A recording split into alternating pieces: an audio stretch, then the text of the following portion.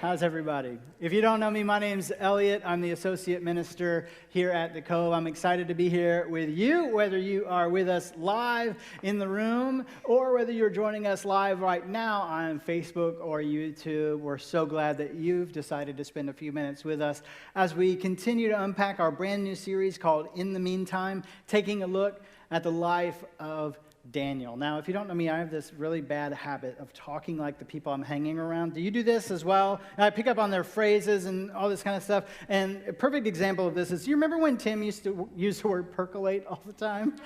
Oh my goodness, it was all the time, at least twice in every staff meeting. And so Brandon and I, being the very good friends that we are, decided to start using that word all the time to make fun of him, because that's what good friends do, right? And so that's the kind of people we are. So we started doing that. The only problem is Tim stopped and I can't, and I need someone to help me, okay? I can hear it coming and I can't stop it from coming out of my mouth, and I wish that I could tell you that it stopped there, but I used to work all the way through college. I worked my way through at Vanity Fair Outlets across the street from Disney World on 535. I was the customer service rep, and so I would talk to people from all kinds of walks of life from all over the country and all kinds of different countries, actually. And I loved it. It was a lot of fun for the most part. But we used to have a bunch of British people that would come through, because at the time, the British pound was double the value of the American dollar, so they would come in and just load up everything. You understand what I'm saying? And so I would talk to them all the time. And one day I had one of my coworkers say to me, "Elliot, are you doing that on purpose?" And I said, "Am I doing what on purpose?" And they said, "You do know that whenever you talk to someone from England, you use a British accent, right?" I had no idea. And I'm like, but now that you've brought it to my attention, let's see how far we can go. And so one of my favorite days of working at VF was when I had someone from England ask me what part of England I was from, and I looked at them and said, "Ashland, Kentucky." And it was so much fun. But you know, it's interesting how we let our circumstances shape our choices, don't we? And sometimes it's all in good fun and everything's great. Sometimes we don't even realize we're doing it. Other times we lean into it and really go for it. And sometimes it leads us to places that we really wish that we hadn't gone, doesn't it? Did you know that your choices, they shape your future, don't they? And it's estimated that the average adult makes 35,000 choices per day. No wonder we're tired. Next time your kid asks you, "Why you want to go to bed so early?" say, "I made 35,000 choices a day. What did you do?" Okay? I got you. So, the problem is, a lot of times in our lives, we allow our circumstances to dictate the choices that we make. I'm not talking about becoming all things to all people so that you can talk to them about Jesus. That's not what I'm talking about. I'm talking about we allow our situations and the circumstances to change who we are and the way we behave based on the people that we're around. And as adults, we're like, I don't really do that. That peer pressure thing, that's for little kids. I'm a grown man. I make my own choices. I am who I am. Sure you are. Sure. Do you have any idea the number of people when I first meet them and I'm talking with them and they're cussing up a storm left, right, and center. Every other word is a curse word. And then they find out what I do and bam, they're healed. It's magical. It happens all the time. Why does that happen? It happens because we, you and I, myself included, we tailor our behavior to fit what we think the people around us are going to find acceptable, don't we? We do this all the time. And we can justify just about anything. We're really good at it. We'll say things to ourselves like, "Well, normally I wouldn't make this choice, but given the circumstances, I'm gonna do this." And oftentimes when we do that, it takes us to places that we never intended to go. And we know we don't really want to be. So how do we go from allowing our circumstances to dictate our choices to having our choices shape our circumstances? How do we make this switch from allowing our circumstances to dictate our choices to having our choices shape our circumstances? We're going to unpack this today as we look at the life of Daniel once again, and Hananiah, Mishael, and Azariah. And we're going to see they came up against a circumstance where they had to make a choice. Were they going to give in to kind of cave in to fear and change who they were? Or were they going to let their character win the day? We're going to see what happened and how it shaped their lives. But when we last met, we talked about the very beginning of Daniel. Daniel chapter 1, and we found Daniel and his friends, their normal being ripped from their lives, didn't we? They were exiled, deported from Israel in Babylon. They were in a situation that they didn't choose, that they didn't want, and they were helpless to change. They found themselves in a re-education camp that was going to last for 3 years, and they didn't even get to keep their names. And Daniel's name was changed to Belteshazzar, which, in case you're wondering, because I know you were, means Baal worshiper. Very subtle messaging, right? They changed his name to Baal worshiper. You see, Nebuchadnezzar, this wasn't his first go-round. And his not-so-subtle message to these boys was, you belong to me, therefore you will be who I want you to be. You're not going to get a choice. This is why this re-education was going to last for 3 years. He said, I'm going to remake you in my image. You don't get a choice. But as we're going to see today, it's your choices, not your circumstances, that shape your character. And Daniel and his friends, they would have been between 18 and 20 years old when all of this happened to them, when they were deported to Babylon. And so their character had started to be set anyway. It had been shaped along the way. But what they came up against today would test their character in a big way. So we're going to pick up right where we left off last week in Daniel chapter 1, beginning in verse 8. Here's what it says. But Daniel resolved not to defile himself with the royal food and wine, and he asked the chief official for permission not to defile himself in this way. Now, God had caused the official to show favor and compassion to Daniel, but the official told Daniel, I'm afraid of my lord the king who has assigned your food and drink. Why should he see you looking worse than the other young men your age? The king would then have my head because of you. Now, for most of us, this is where the conversation ends, isn't it? Like, well, I tried, and he said no. So I guess I'm just going to have to do what he said. And I really don't want him to die because I don't want to eat this bacon over here. Like, this is what we're doing now. And so Daniel's choice, he says, am I really going to keep the dietary restrictions of a God who allowed me to be captured, deported? I lost my name. I lost everything. Am I really going to keep the dietary restrictions of this God at the risk of this guy's life over here? You see what I'm saying? We can justify whatever we want, can't we? But watch what Daniel did. Daniel then said to the guard, whom the chief official had appointed over Daniel, Hananiah, Mishael, and Azariah, please test your servants for 10 days. Give us nothing but vegetables to eat and water to drink. Then compare our appearance with that of the young men who eat the royal food, and treat your servants in accordance with what you see. He said, let's just give it a test run. We'll go for 10 days. I'm betting your head doesn't get chopped off in the next 10 days. Okay? And so let's just see what happens. And if we're not doing well, then we'll do what you say. And if God blesses us and we're doing fine, then we'll just keep going with that. We'll see what happens. So watch this. So he agreed and tested them for 10 days. And at the end of the 10 days, they looked healthier and better nourished than any of the young men who ate the royal food. So the guard took away their choice food and the wine they were to drink and gave them vegetables instead. To these 4 young men, God gave knowledge and understanding of all kinds of literature and learning. And Daniel could understand visions and dreams of all kinds. At the end of the time set by the king to bring them into his service, which was 3 years, if you remember, the chief official presented them to Nebuchadnezzar.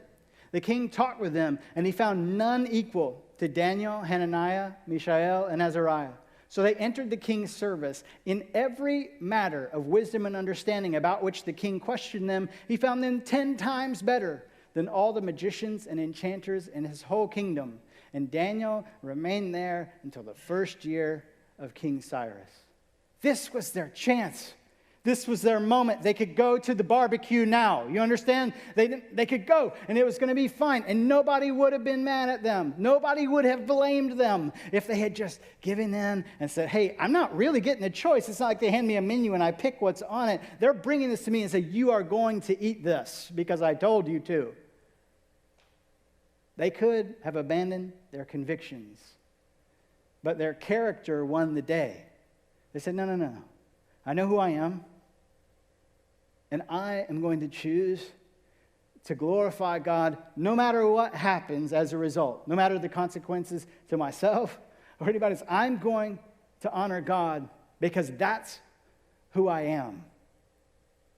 And what we see here is God blessed them because of it, didn't he? Did you notice that God made them better, 10 times better than everybody else in the kingdom? And what I want you to see here is this. God didn't change their circumstances to make their choices easier. That's what I want him to do.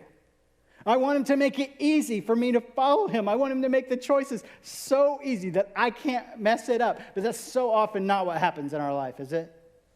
God didn't change their circumstances to make their choices easier. He blessed their obedience in the midst of difficult circumstances. They had to make the choice day after day after day that they were going to honor God no matter what. And you know what? You have this same choice.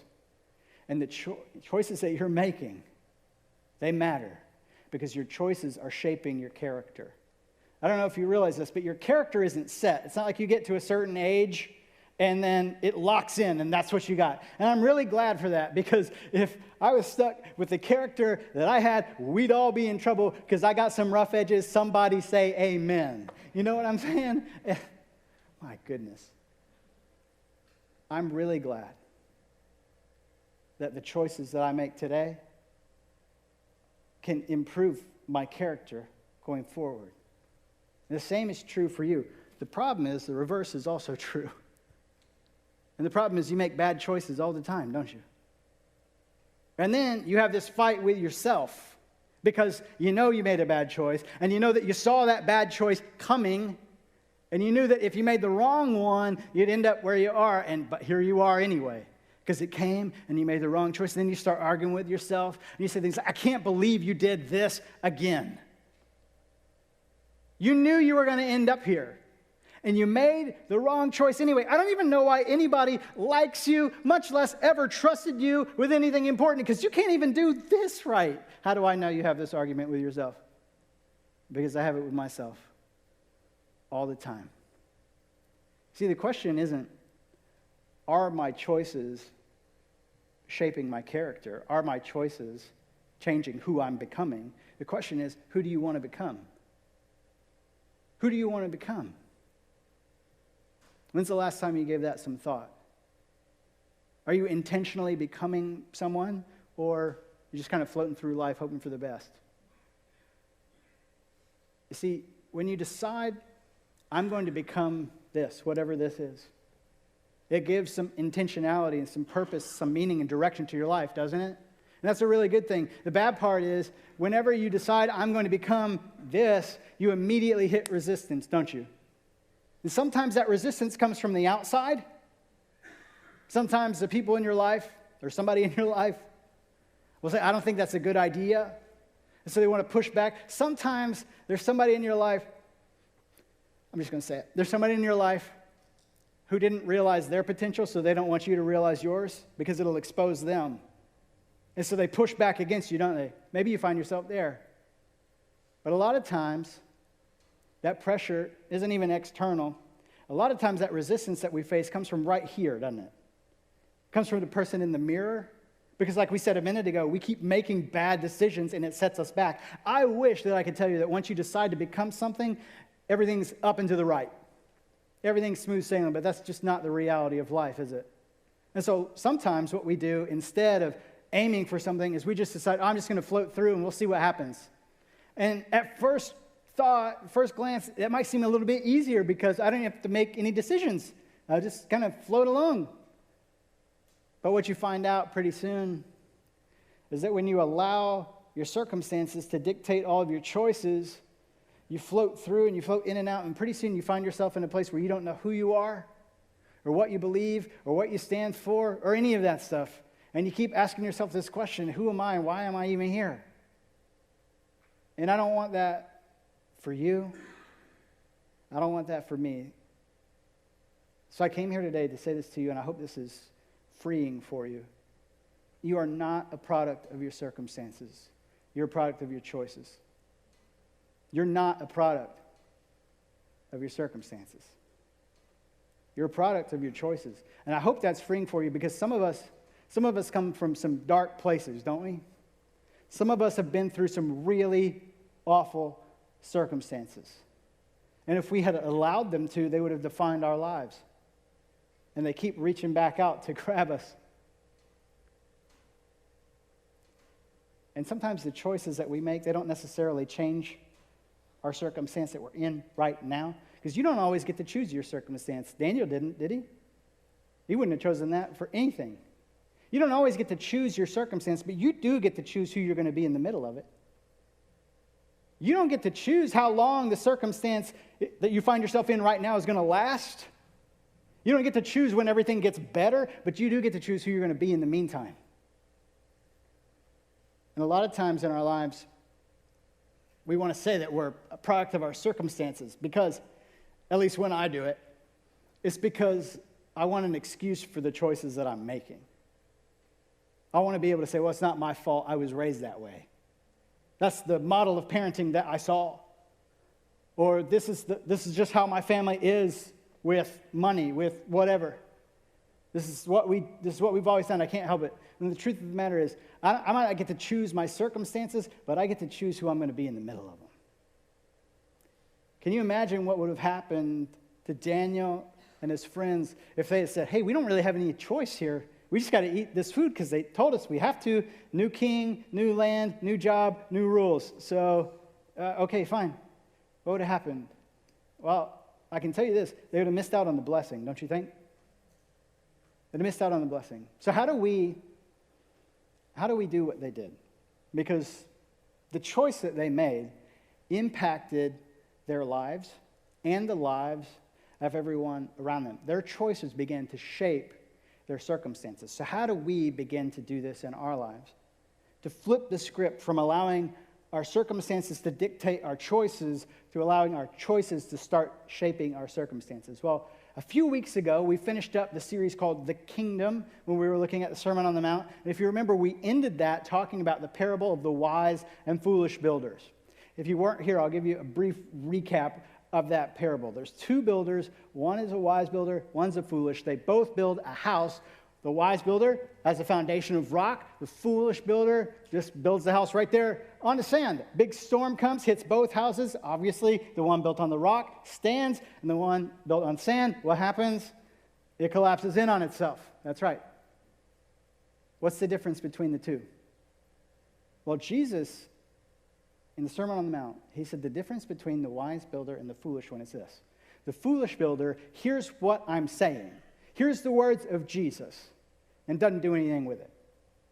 And we said that week that the scary part of that is that means that this could be a person who never missed a Sunday in their life, comes to church every week, does their devotion reading every day, is in 17 life groups because they're available and I got the time. But they don't do anything with what they've heard, with what they've read, with what they've seen. They hear the words of Jesus, but they don't do anything with them. And according to Jesus, that makes you a fool. Because when the storm comes, and it is coming, maybe you're in the middle of it right now, what you'll find is you don't have any foundation, and it will collapse, your life will collapse in on itself, won't it? Contrast that with the wise builder. What made him wise? Well, he took the words of Christ that he had heard, and he actually did something with them. He applied them to his life. So he had a firm foundation. So when the storm came, applying Jesus' word to your life doesn't exempt you from storms, by the way. When the storm came, it didn't fall apart because he had built on a firm foundation. He had chosen to follow Jesus no matter what, no matter the circumstances that arose. You see, your choices shape your character shapes your life. Your choices shape your character, and your character shapes your life. Maybe my favorite part of this whole discussion about Daniel and the dietary dilemma, if you will, is this. We see that when we glorify God with our choices, he blesses us even in the midst of difficult circumstances. Because he doesn't always take those difficult circumstances away, does he? But he blessed them right in the middle of it. And he'll bless you right in the middle of whatever you're going through as well. He says, will you make the choice to follow me? Day after day. If you will, I want to bless your life, even in the middle of a pandemic, even in the middle of a job layoff, even in the middle of a divorce, a death in the family, diagnosis, sentence, whatever it is. I want to bless you right in the middle of it, but you've got to make the choice. Are you going to follow Jesus or are you not? Because your choices, not your circumstances, will shape your character, and your character will shape your life. My prayer for you, and my prayer for me, is that we would take our cue once again from Daniel, who found himself in horrific circumstances. And in spite of everything, he was able to trust God in the middle of the trial, and he was able to make the choice to follow God, come what may. That's my prayer for you. That's my prayer for me. And this isn't going to be easy. I wish I could tell you it would be easy, but it's not. It's going to be a daily decision that we have to make. The good news is our God has not abandoned us. And as we say around here, we're in this together. Let's pray.